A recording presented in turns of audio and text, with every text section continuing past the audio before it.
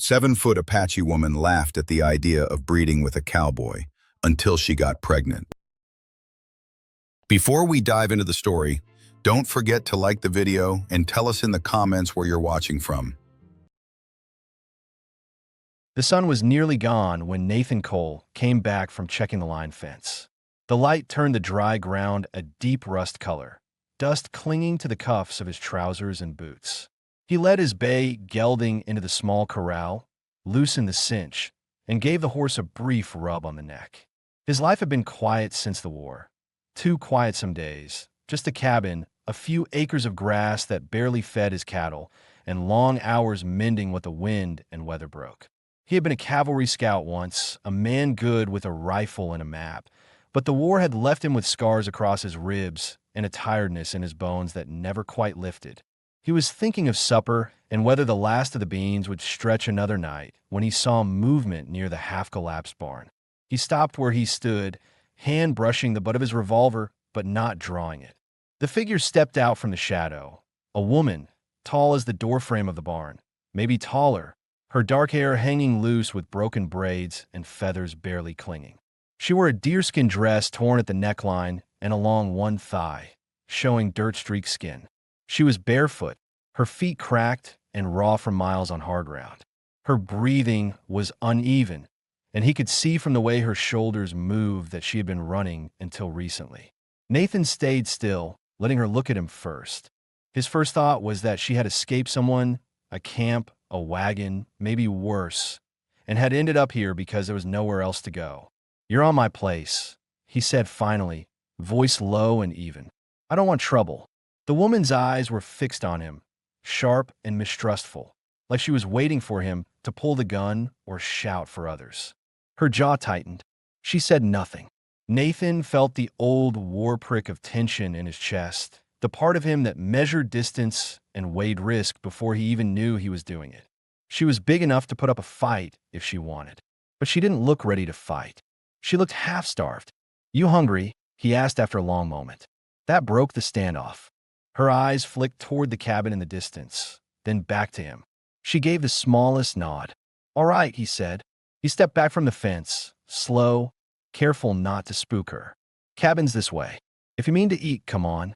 He didn't wait for her answer, just turned and walked toward the cabin. He had learned that trust wasn't begged for. You left the choice open and let the other person take it. Behind him, he heard the crunch of her steps on the dirt, slow and cautious. Inside, the cabin was simple. One bed, one table, one stove that took up most of the room. Nathan lit a lamp, pulled a small loaf of bread from the shelf, set it down with a strip of jerky, then filled a tin cup from the water bucket. He placed them on the table and stepped back. She stood near the doorway for a moment, her shoulders tense as if she expected a trap, then came forward and ate with quick, careful bites, her eyes never leaving him.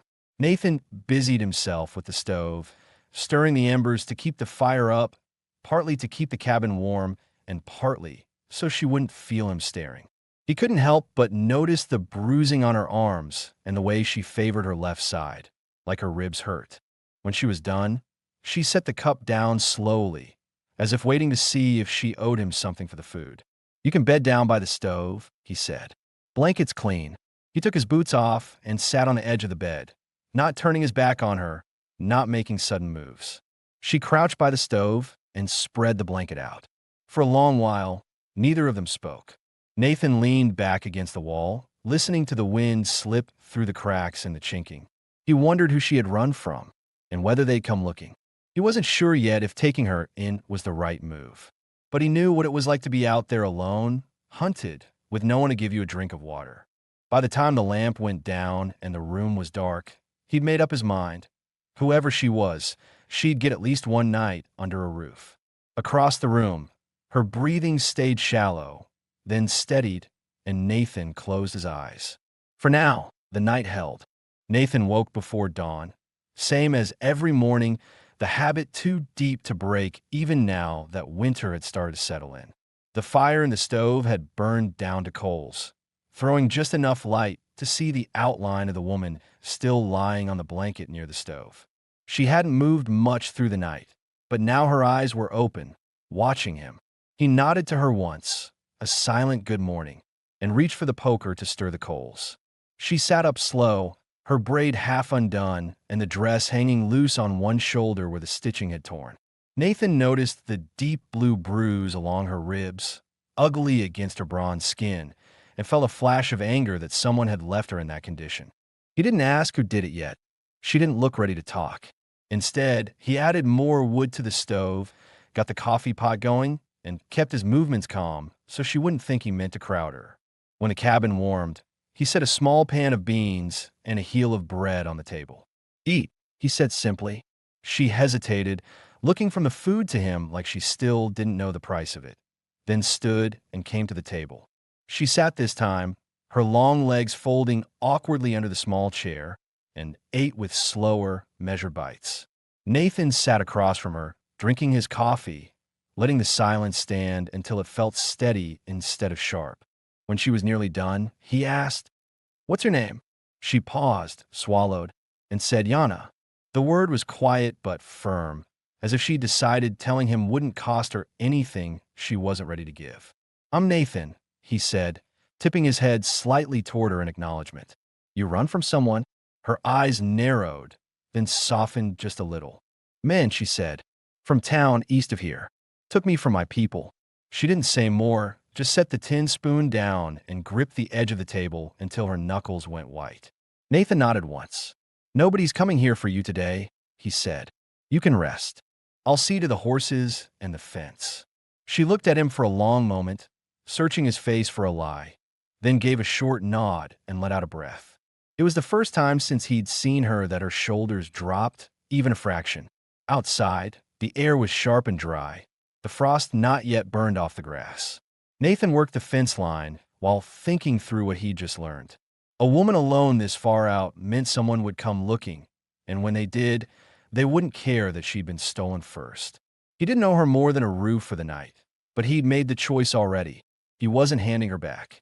When he came back to the cabin, she was sitting on the floor near the stove with his sewing tin open, carefully stitching the tear in her dress with small, neat motions. Her braid had been redone, feathers fixed as best she could, and her face looked cleaner, as if she'd washed in the cold water bucket outside.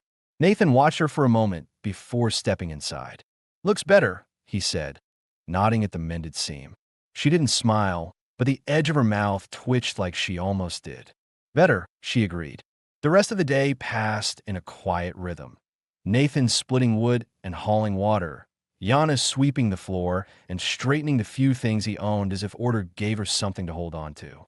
When they sat down to eat again that night, she didn't hover by the door this time, but took the same chair she had used that morning, like she had decided the space belonged to her as much as him for now.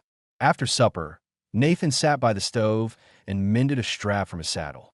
Yana sat on the floor brushing out her hair, the fire catching in the long black strands as they slid over her shoulder. The sound of the bristles and the creak of leather were the only noises in the cabin, but it wasn't tense anymore, just quiet, the kind of quiet that settles in when both people have decided to stay put. Before turning in, Nathan unrolled the blanket near the stove again, but Yana shook her head. "You take floor," she said. Her voice wasn't sharp, just plain.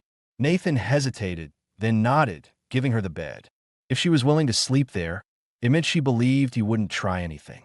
Trust, he thought, was being built one small piece at a time. When the lamp was out and the cabin was dark, Nathan lay awake for a while, listening to the sound of her breathing even out. He felt the old worn nerves in his chest finally begin to ease. Whatever trouble was coming hadn't found them yet, and for tonight, at least, the cabin was still safe. Morning came clear and cold, the kind of cold that made the cabin walls creak. Nathan rose first, moving quiet so he wouldn't startle her, but Yana was already awake, sitting on the edge of the bed with the blanket wrapped around her shoulders. She looked more rested than she had the day before, though her eyes still darted toward the window at every gust of wind. Nathan poured water into the basin and set it near her side of the room before stepping outside to feed the horses. He didn't say anything about it, just left it there so she could wash if she wanted. When he came back, the basin was empty and her hair was wet where she had run her fingers through it. He cooked a simple breakfast, eggs, biscuits left from yesterday, and she joined him at the table without being asked. It wasn't casual yet, but the way she sat, the way she reached for the tin cup, told him she was beginning to trust that she wouldn't be turned out once the meal was done. When she caught him watching the bruises along her ribs as she reached, she said, "They will fade soon," as if she wanted to assure him she wasn't as broken as she might look. "Won't hurt to rest a few more days," Nathan said. He didn't press for details, but the questions sat between them: who they were, and if they'd come looking. After breakfast, Nathan went out to split wood and waved toward the creek. "Water's clean enough downstream if you need more." He left the bucket by the door, not expecting her to go, but an hour later when he came back, the bucket was full and she was sweeping the dirt floor with a bundled branch broom she must have found behind the barn. The sight stopped him for a moment. This was no longer someone just passing through. By noon, they had fallen into a kind of rhythm. He worked the yard and fence line. She mended the second blanket and even set a small pot of beans to soak without asking. When Nathan came in, he nodded toward the pot. "You cook much?" "Always," she said simply, not looking up from her stitching. "For my family." Before she stopped there, words cut short, and Nathan didn't push her to finish. He only said, "Then supper's yours tonight," and saw the smallest flicker of pride in her expression as she nodded. Later, Nathan decided to take her to the barn to see what could be salvaged from the broken stalls. It was partly practical. He needed the extra space for tools, but also a way to see how she moved when she wasn't shut up in the cabin. Yana followed him without hesitation, stepping over the fallen boards with ease despite her size. She knelt to pick up a loose plank, her long hair falling forward, and began stacking wood beside the door without being told. Nathan caught himself watching the strength in her arms, the easy way she lifted and carried weight, and then turned back to his own work before his thoughts could drift too far. When they returned to the cabin, the beans were simmering with salt pork and wild onion she had gathered near the creek.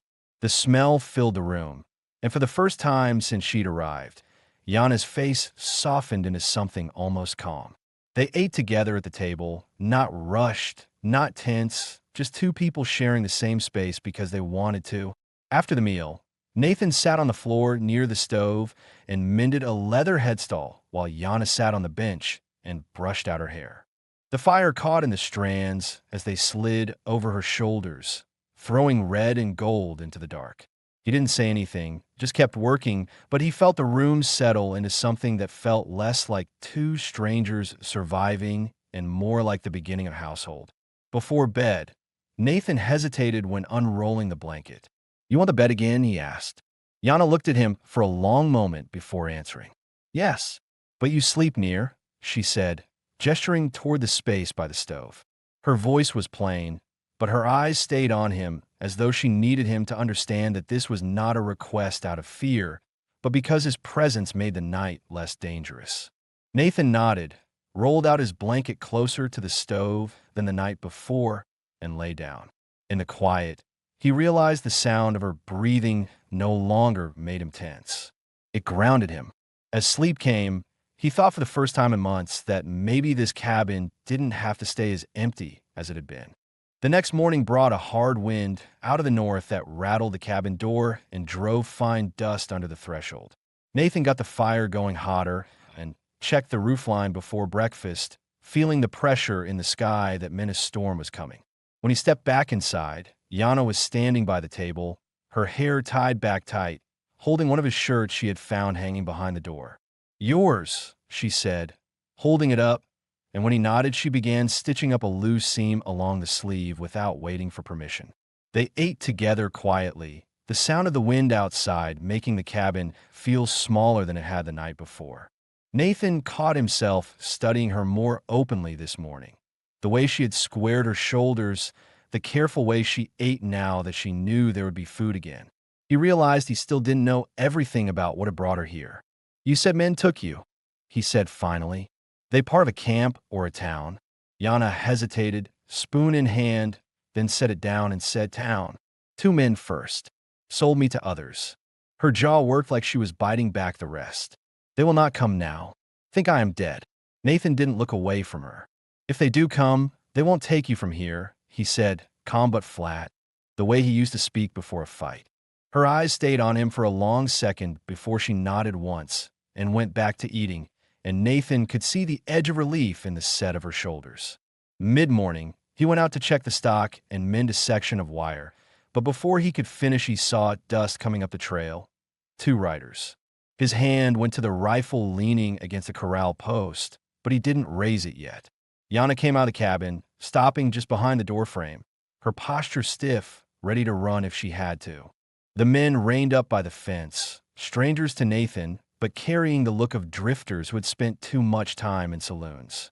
"Heard you've got company out here," one of them said with a grin that didn't reach his eyes. Tall girl, came through a few nights back. Nathan didn't move from where he stood. "She's here," he said evenly. "She's safe." The other man laughed. "Safe? Folks back in Laramie say she's half wild. Good for trading, not for keeping. You selling her or keeping her?" Yana's hands curled into fists at her sides. Nathan saw the tension in her and stepped forward, closing the distance to the fence so fast both men straightened in the saddle. "She's not for sale," he said. His voice was flat enough to make them glance at each other before shifting in their saddles. "You think you can keep her out here?" the first man said. "There's folks who'd pay good money." Nathan cut him off. "You've said enough. Turn around and ride back. You come again, you better bring a paper signed by a judge and a priest, and I still might send you off with a bullet hole in your saddle." The men muttered something under their breath, spat, and wheeled their horses. Nathan didn't lower his rifle until they were well down the trail and the dust had settled. When he turned back, Yana was still standing by the cabin door, her breathing tight but steady. "You could have let them take me," she said finally. "I could have," Nathan said, setting the rifle back against the corral. "But I didn't." For the first time since she had arrived, her expression softened into something almost vulnerable. "Then I stay," she said simply. The rest of the day passed in tense quiet, but it wasn't the kind that drove them apart. Yana worked alongside Nathan in the yard, carrying wood and clearing fallen branches from the fence line. Every time the wind gusted, she glanced toward the road, but each time she stayed put. By late afternoon, the sky had gone gray and heavy, the air sharp with the smell of snow. Back inside, Nathan set another log on the fire and said, "Storm will shut us in by nightfall. We'll need extra wood close by." He handed her his coat, and together they brought in enough wood to last 2 days. When the wind picked up after dark, rattling the shutters, Nathan caught Yana watching him from the other side of the room. There was still a trace of fear in her face, but also something new, something steady. "You think they come back?" she asked quietly. "Not tonight," Nathan said. "But if they do, I'll be ready." Yana nodded slowly, her gaze dropping to the fire, and for the first time she sat down on the floor near him instead of keeping to the corner. The room felt smaller with the storm closing around it, but the space between them felt shorter, not longer. By nightfall, the sky had gone the color of cold iron, and the first flakes of snow were already coming sideways on the wind. Nathan double-checked the latch on the barn door and tied the horses where they'd be out of the drift. He brought in the last armload of wood and stacked it by the stove while Yana shut the shutters tight. The cabin smelled of pine, pitch, and smoke, warm but close, the way it always did when a storm settled in for the night. He lit the lamp, poured coffee, and passed her the tin cup. She took it with both hands, her fingers brushing his for a moment longer than necessary. And Nathan caught the look in her eyes, cautious, but no longer afraid. She sat near the fire, knees pulled close, while he sat on the bed to unlace his boots, watching the way the wind pressed against the cabin walls. When the snow started to pile against the door, he stood and pushed another log into the stove. "It's going to drop colder before morning," he said. "You take the bed tonight. It's closer to the stove." Yana looked at him, her expression unreadable, then asked, "Where will you sleep?" "Floor," Nathan said, nodding toward the space near the fire. "I've done it plenty." She hesitated, then shook her head. "Floor is too cold. There's space for 2 if we stay still." Nathan's jaw tightened as he weighed her words. He hadn't shared a bed with anyone since the war ended, but the air coming through the chinking was sharp, and he could already feel it sinking through the floorboards. After a moment, he nodded once. "All right." They lay down fully dressed, coats still on, backs to each other with a careful strip of blanket between them. The wind roared outside, and the cabin creaked. Yana stayed tense for a long minute, then let out a slow breath and shifted slightly closer. Nathan didn't move away. The heat from her body bled through the blanket, easing the chill in his shoulders. When the cabin roof groaned under the weight of the snow, she flinched and her hand found his forearm without thinking. Nathan stayed still, letting her hold on, and after a moment, he shifted his arm so it rested across her waist. Not tight, just there. She didn't pull away. They lay like that for a long time, the only sounds a storm and the stove ticking. Nathan's thoughts went back to the riders who had come that morning. He'd sent them off, but he knew men like that. If money was involved, they might come again, and next time not with questions. He felt Yana's breathing against his arm and made a quiet decision. If they came, they'd find him ready. Hours passed before sleep finally took them. When Nathan woke in the night to add wood to the stove, he saw Yana had rolled on her back, her face calm, her chest rising steady. It was the first time she had looked at peace since stepping out from the shadow of the barn. By morning, the storm had blown itself out, leaving the world outside buried in white and quiet. Nathan opened the door to a drift halfway up the threshold and snow glittering in the pale sun. When he turned back, Yana was standing by the bed, her hair loose over her shoulders, looking out the window. "They will not come in this," she said, almost to herself. "No," Nathan agreed. "We got a few days to ourselves." He saw the way her mouth curved slightly at that, a small sign that she was no longer just waiting for danger, but beginning to imagine what staying might mean. The snow held through the next day, trapping them in the cabin. Nathan spent the morning shoveling a narrow path to the barn while Yana stayed inside, tending the fire and heating water for washing. When he came back in, his coat and hair dusted white, she was waiting with a towel in hand and an expression that almost passed for amusement. "You are covered," she said simply, stepping closer to brush snow from his shoulder before she caught herself and stepped back. Nathan felt the warmth of her hand, even through the coat. He hung it near the stove and nodded toward the pot. "Smells good," he said. She had boiled beans with salt pork again, adding some dried sage he hadn't thought to use. The cabin smelled warm, alive. They ate at the table, neither rushing. When Yana finished, she stayed sitting, turning the tin cup in her hands. "You fought in the war," she said suddenly. It wasn't a question. Nathan looked up from his plate, surprised she had asked. "Yes. Cavalry scout. Mostly maps and watching the enemy." He didn't usually talk about it. "I came back with a bullet scar and nothing to go back to." She nodded slowly, her gaze fixed on the table. "My brothers fought too. Died." It was the first thing she had said about her family. Nathan let the silence sit a moment before answering. "I'm sorry." Yana's fingers tightened on the cup, then relaxed. "I am too." Her voice was softer than he'd heard it before, not hard like the first nights. The afternoon passed with small tasks. Nathan repaired a broken stirrup strap. Yana patched her dress again. The quiet was easier now, not sharp. At one point, Nathan caught her watching him work, and for the first time since she arrived, she smiled. A small, quick thing that changed her face entirely. "What?" he asked. "You work like my father did," she said, and there was no bitterness in her tone, only memory. "Careful. Slow." He didn't know what to say to that, so he nodded and went back to his work, but something in him eased. By evening, the wind had died down, leaving the cabin wrapped in heavy stillness.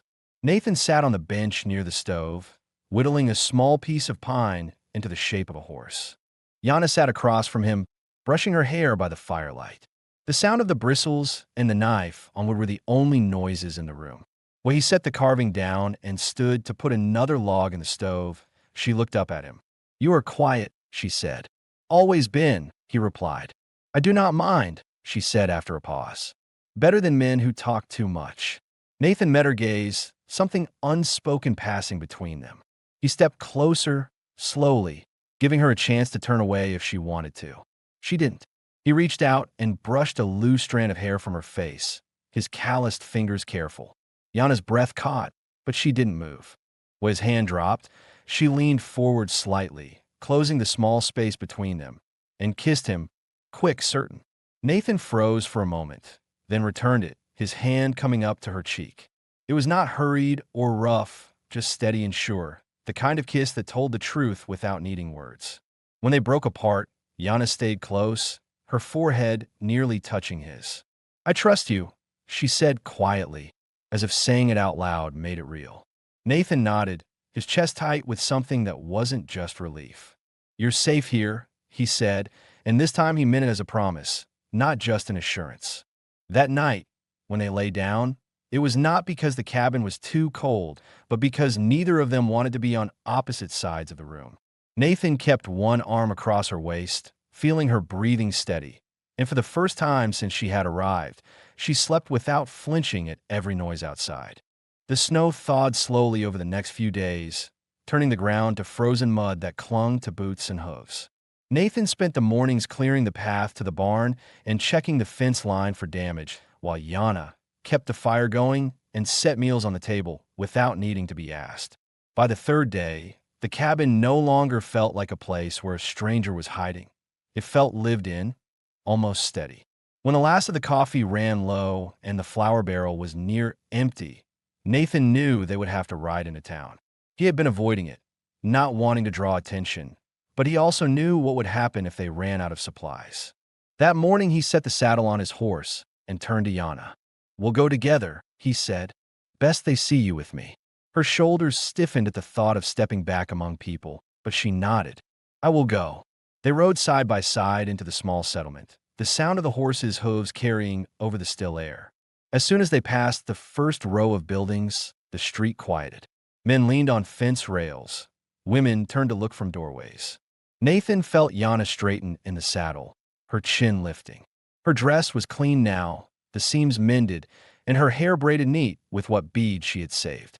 She didn't look like someone running anymore. She looked like someone who had chosen where to stand. They stopped outside the general store. Nathan dismounted first and tied his horse, then offered her a hand. She hesitated only a moment before taking it and stepping down. Heads turned along the street, whispers starting, but Nathan didn't hurry.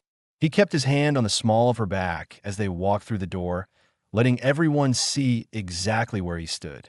Inside, the storekeeper's eyes went wide, but Nathan's calm voice cut off whatever comment was coming.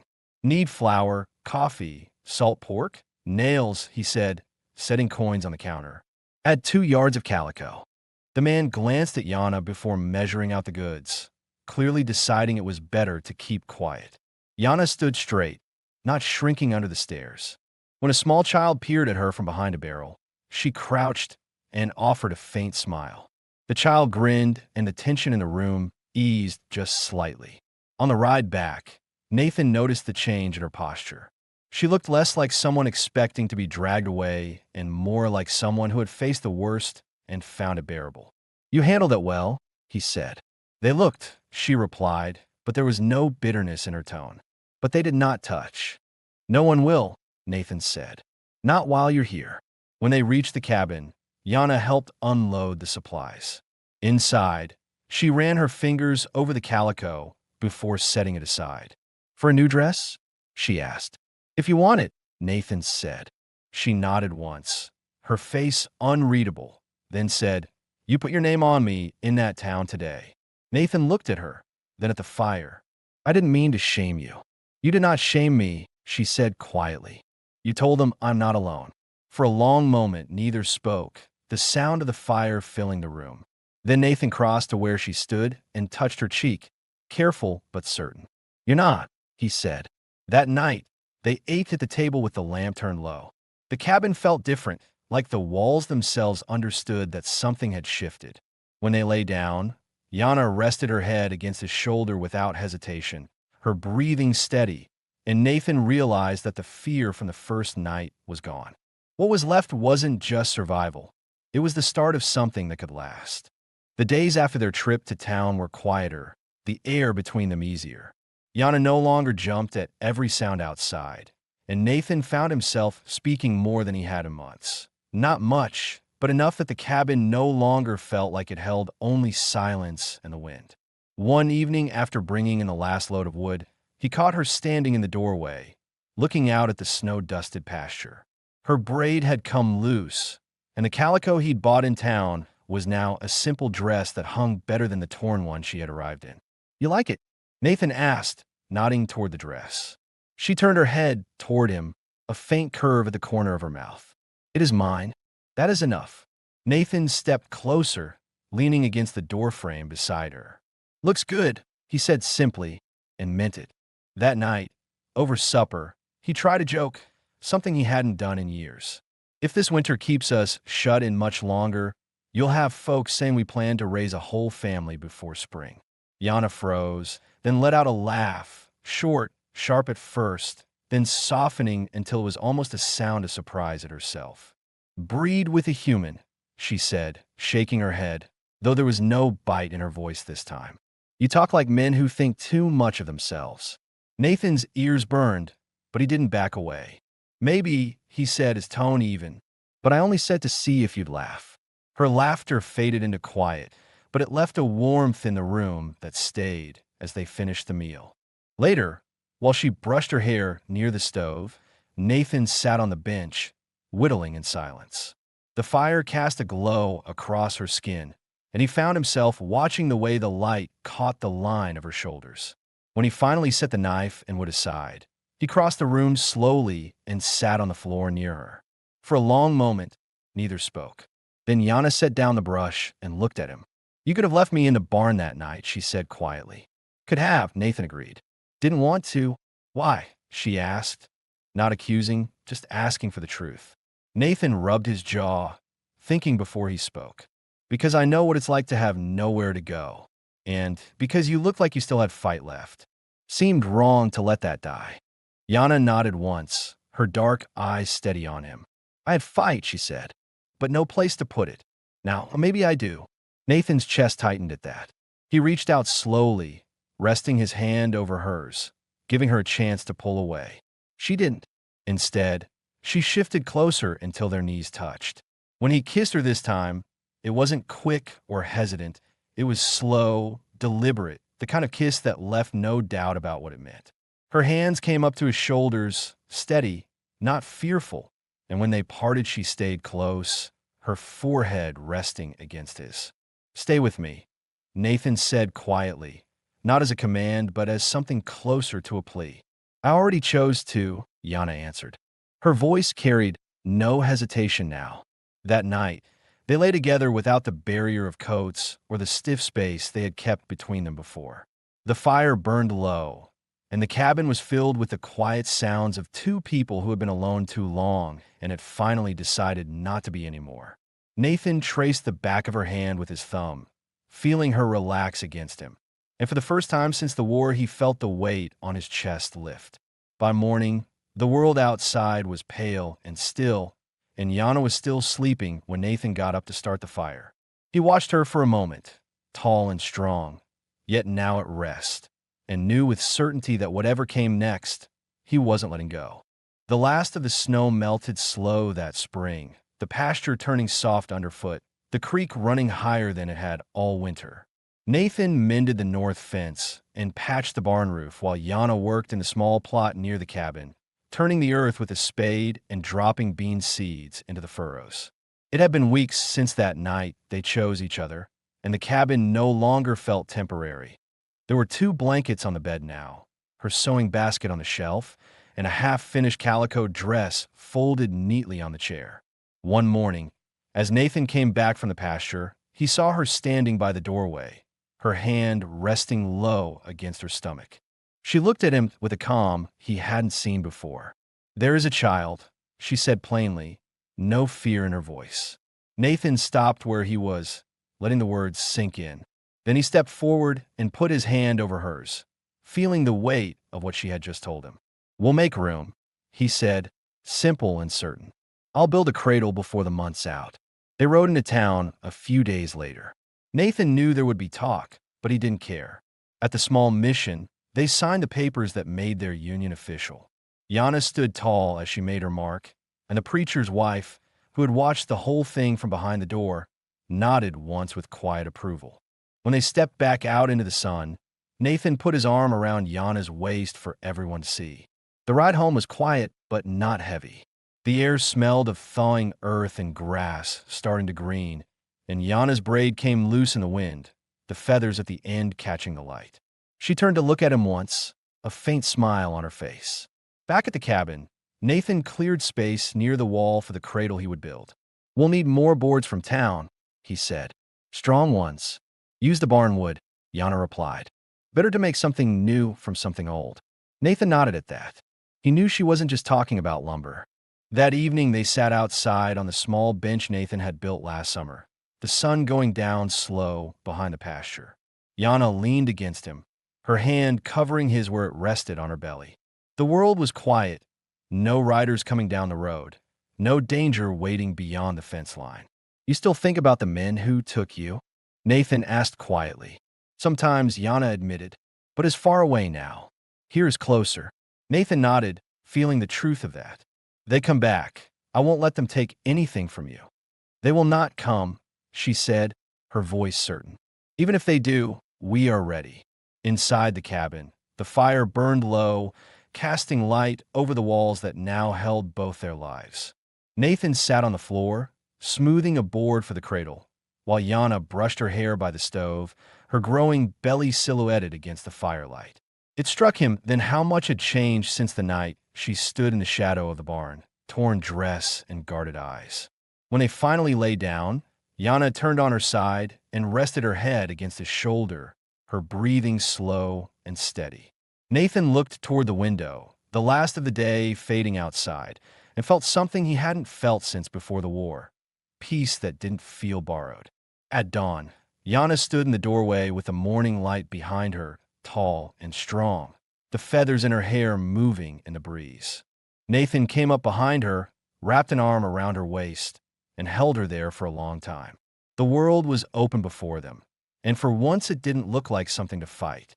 It looked like something they could keep. The camera of the moment held on their silhouettes, her tall frame, his steady arm around her, and the land beyond, quiet and full of promise. Whatever had begun that night on the edge of the settlement was over now, not because it had ended, but because it had found its place.